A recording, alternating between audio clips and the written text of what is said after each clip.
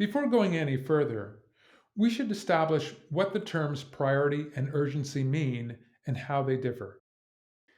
The easiest way to think about priority versus urgency is to imagine that when you are determining priority, you are figuratively placing your hand on your heart, determining if an email is valuable to you or to your organization. When you are determining urgency, you are pointing to your watch, determining how quickly you must act.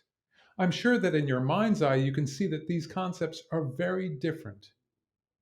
The reason it is important to separate priority from urgency is because priority should be determined first.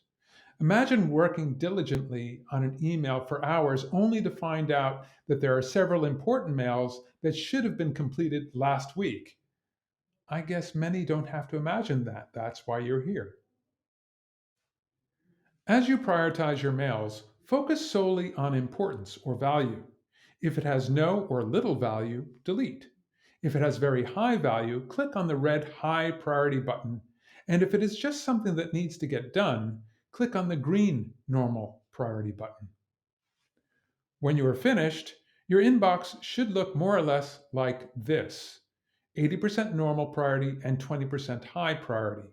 We'll talk more about the 80-20 rule or Pareto Principle later in the training, if you are taking the complete training. If you're wondering about how you can also add the dimension of urgency to the mix, you can check out LeanMail Plan, which is a natural complement to LeanMail Prioritize. You can also complement the prioritizing process with LeanMail InstantArchive. Now that you understand how to prioritize, there are two more guidelines to consider. The 10-second rule. The 10-second rule states that you may immediately respond to any mail that takes 10 seconds or less, give or take a few. Feel free to make it a 5-second or a 15-second rule, but you won't want to extend the time further than that. The reason why you don't want to spend more time on a single mail in this process is because you may get derailed from the process. Top down. Since you will prioritize every mail in your inbox each time you enter, it would make no sense to skip or read emails without coming to a decision and executing it the first time you view each mail. For that reason, we start from one direction, normally the top, and we don't stop until all mails have been either given a priority, deleted, or archived. If you are happier starting from the bottom, have at it as long as you complete the task.